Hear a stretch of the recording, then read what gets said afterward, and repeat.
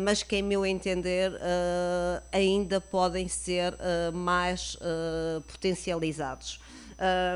Fazendo chamadas de atenção para sítios tão importantes, que inclusivamente teve aqui o escultor Ricardo Velosa ligado durante vários anos, que é o Centro das Artes Casa das Mudas, considerado o quarto edifício a nível nacional mais importante, nomeado para o maior prémio de arquitetura, o Mies van der Rohe, da autoria do Paulo David. E que tem neste momento a maior exposição de arte contemporânea na Madeira da coleção da PT. O Museu de Arte Contemporânea da Fortaleza São Tiago, que a propósito inaugura amanhã uma exposição do Tiago Casanova. O Museu de Arte Sacra do Funchal, que entre outras obras de elevada importância artística e histórica, tem uma das maiores e mais importantes coleções de arte flamenga. O Museu Henrique e Francisco Franco, pela importância não só destes dois irmãos, o pintor e o escultor, que foram contemporâneos e colegas de grandes mestres da sua época. O Museu da Baleia e do Caniçal, porque tem como missão preservar um património, conhecimento histórico da caça da baleia aqui na nossa terra. O Museu Etnográfico, constituindo numa outra área a investigação, a conservação e divulgação de testemunhos de uma cultura mais tradicional.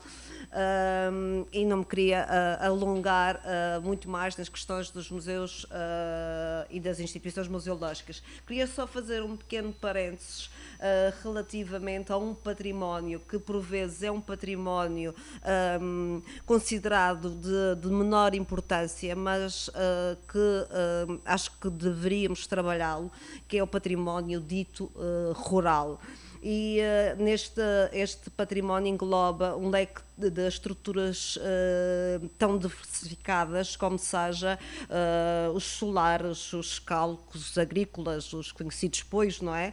Os muros de pedra vulcânica que infelizmente se deixam ruir, esquecidos pelo trato humano, os tanques de pedra, os palheiros, os fontenários, os moinhos de água, antigas instalações industriais, os lagares, os miradores que a Madeira tem imensos e com grande interesse paisagístico. Eu acho que o grande desafio está em relacionarmos todos estes bens patrimoniais com a sua envolvente, enquadrando o uso turístico como uma ferramenta vital para o planeamento e ordenamento do território. Pois se é importante nós atrairmos turistas através da construção de infraestruturas, por outro lado é necessário recuperar as infraestruturas já existentes e potenciá-las. Portanto, é preservar, é valorizar e potenciar. Portanto, acho que neste momento a Madeira não está a necessitar de mais espaços, mas sim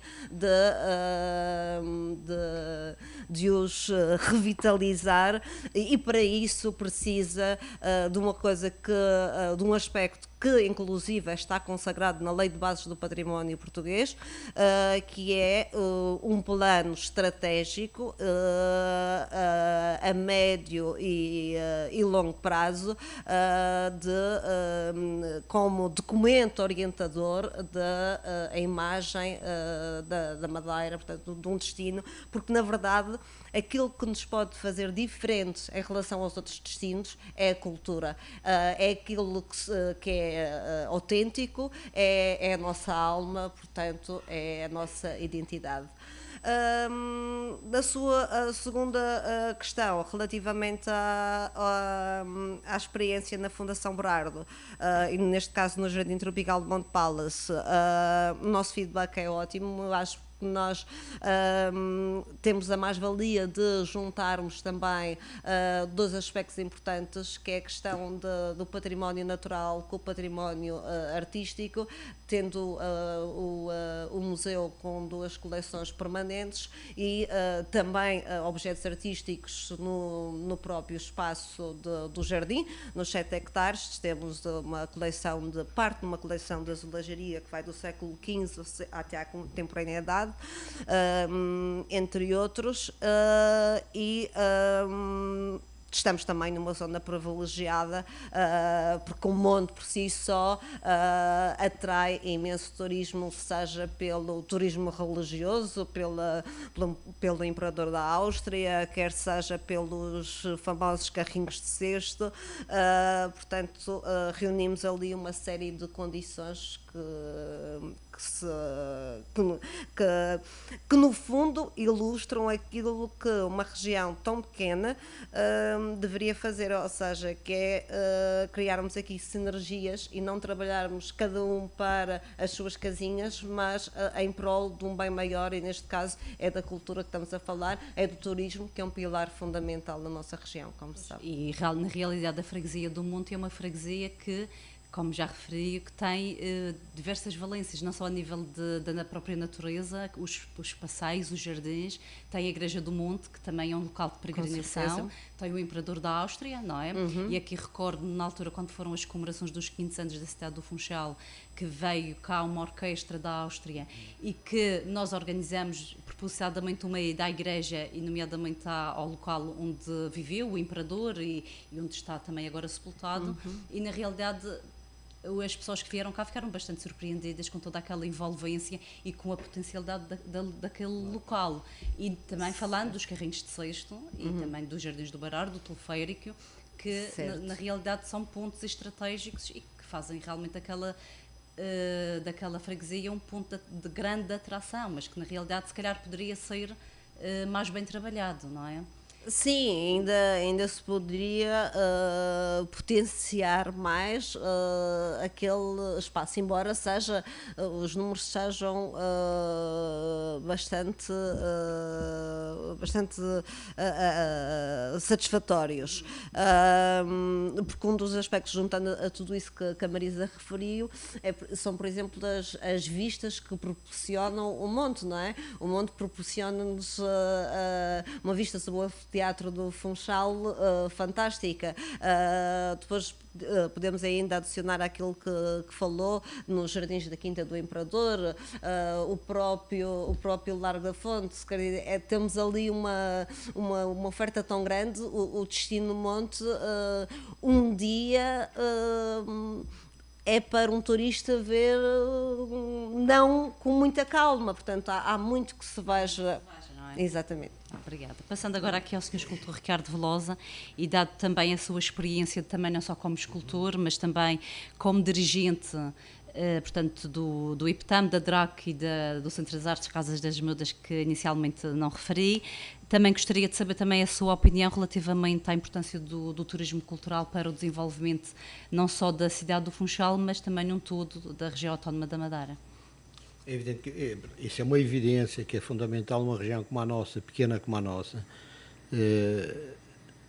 tratar o turismo cultural com todo o carinho.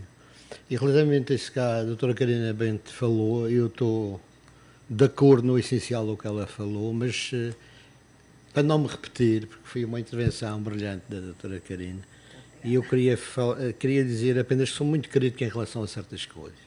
Acho que a Madeira tem potencial, mas a Madeira tem que tratar melhor o seu património.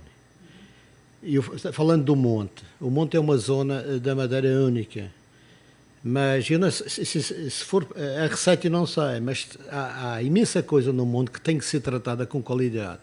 Eu sempre disse isto, a Madeira o que precisa fundamentalmente é de qualidade. E, por exemplo, eu vou dar um exemplo que já criei até inclusive alguns atritos. O Museu de Arte Contemporânea da Madeira, com a coleção que tem de arte contemporânea portuguesa, não compreendo como é que continua num museu com 3 ou 4 salas ou 5 salas. Quando nós temos um Centro das Artes que foi construído de raiz e depois mais faz as vias rápidas, diz que se vai descentralizar neste caso a cultura, e eu pergunto, porque é que toda aquela coleção brutal não passa para o Centro das Artes, uma exposição permanente, devidamente acondicionada nas reservas do museu, e nós teríamos ali um grande museu ao nível, na direita da Europa, que é as gemas de Portugal, do melhor que há. Mas continuamos a teimar em manter aquilo. E eu falo com conhecimento de causa, porque quando estive na DRAC, estou-me a referir a isso, era o museu com mais problemas, ainda está em causa as pessoas que estão à frente, que gerem muito bem, e o esforço deve ser uma coisa brutal. Relativamente às festas populares, por exemplo, falta a tal qualidade. As coisas fazem-se, mas as raízes foram-se completamente. Quando nós vamos a arraiais com história, com séculos de história, e que se coloca no meio daquilo tudo, e não está em causa os músicos e os disc jockeys, são muito bem, são certamente pessoas bons profissionais, e que a determinada altura acaba-se a banda e começa o disc jockey a tocar às 3, 4 da manhã, inclusivamente a perturbar as pessoas que estão no chamado turismo rural. Isso tudo tem que ser repensado. Inclusivamente até, por exemplo, a nível do bordado da madeira que eu trabalhei, que é um património valiosíssimo, tem que ser acarinhado, não podemos ter as 20 e tal ou 30 mil bordadeiras que tínhamos há anos atrás, porque isso é, digamos que dá uma ideia de subdesenvolvimento de uma região, mas tínhamos que acarinhar as poucas que ainda bordam, utilizando o Centro de Moda e Design, que me parece a mim que foi desmontado já e mandado ao lixo. Esse Centro de Moda e Design podia apoiar designers da região e fora da região, de modo a poderem utilizar o bordado da madeira. E eu pergunto, por que razão é que se foi dividir o Instituto do Artesanato e juntar com o Instituto do Vinho? A nível um dos motivos que eu penso que as coisas não evoluem, porque falta critério, às vezes, nos apoios que o Governo tem obrigatoriamente que dar. Se nós temos X número de bandas, vamos ver quais são as bandas, por exemplo, que têm que ter apoio. E não podemos dar indiscriminadamente apoio a todas, porque depois falta e as coisas acontecem o que estão a acontecer. Portanto, eu acho que a Madeira tem potencialidades, mas tudo tem bem. Por exemplo, a doutora Carina Bento falou nas levadas. As levadas é um património, como a doutora disse, de uma importância fundamental. Mas as levadas têm que ser tratadas, passar para a mão de privados, para a mão do Governo. Façam qualquer coisa, mas tratem as levadas. Os poios têm que ser apoiados para as pessoas poderem manter os poios, porque realmente são obras fabulosas que aí estão. Eu dou um exemplo, porque quando esteve no IPTAM também tentei. Por exemplo, Santana. As pessoas vão a Santana para ver as famosas casas de colmo. Chegam lá, ainda há dias eu estive lá, quantas casas de colmo é que existem? Os palheiros das vacas, onde o gato está a coisa, metem-lhe chapa de zinco em cima, que o animal, nas épocas de verão, sofre horrores metido ali dentro. Até tem esse fator de subdesenvolvimento. E o colmo não aparece. Nós fizemos estudos e projetos com pessoas especializadas e continua. E as pessoas chegam a Santana à espera de ver casas de colmo. E quando deparam-se com 2 ou 3 casas à entrada, assim um pouco arranjadas para o turista, mas a verdade da casa de colmo não aparece. E isto no fundo é para não entrar no campo da doutora Carina, porque é uma pessoa profunda conhecedora disto e tem uma visão que a mim me parece corretíssima. E eu estou numa área mais crítica, porque o programa é curto e temos de tocar todas as áreas. Portanto, o que me parece a mim é que nós temos potencial, nós temos capacidade de fazer um bom turismo cultural, mas chegamos a uma altura que não há verbas, mas temos que, é um termo que eu uso muito, alindar a região. Começar a tratar a região como deve ser. E de alindar a região não é só pôr florzinhas aqui, florzinhas acolá, um trabalho muito mais profundo. E a ver o que se faz. Quem viaja minimamente, por exemplo, ir à Inglaterra, há zonas que ninguém faz o que lhes dá na respectiva cabeça. Tem que obedecer a certas normas e fazer as coisas como são. Não quer fazer, não faz. Agora, acho que a região neste momento tinha que parar, criar a tal comissão, um grupo de trabalho, pessoas que saibam efetivamente o que é que se pretende de uma região como a nossa e implementar as coisas. E eu, para terminar, vou dizer uma coisa que eu achei muito piada. Um grupo de italianos esteve cá e pessoas de cultura, ligadas aos automóveis antigos, sabem que eu também estou ligado. Eu dei-lhes um passeio e levei-os ao Centro das Artes, eu já não era diretor. E fui para aí abaixo a mostrar a minha ilha, que tem muita vaidade. E eles viram, e quando chegaram ao fim, isto para mim foi uma coisa altamente perturbadora. Em conversa, perguntei o que é que eles tinham achado, e elas dizem: a ilha é linda, tem paisagens lindíssimas, mas vocês, o problema que têm aqui na Madeira é a falta de gosto.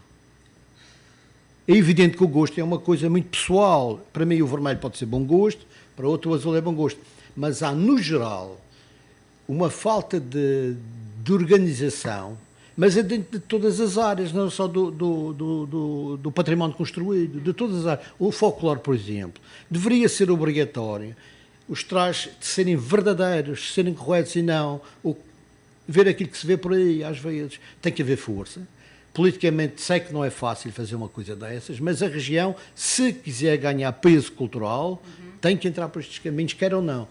Uma coisa é fundamental, qualidade na Madeira. Muito bem.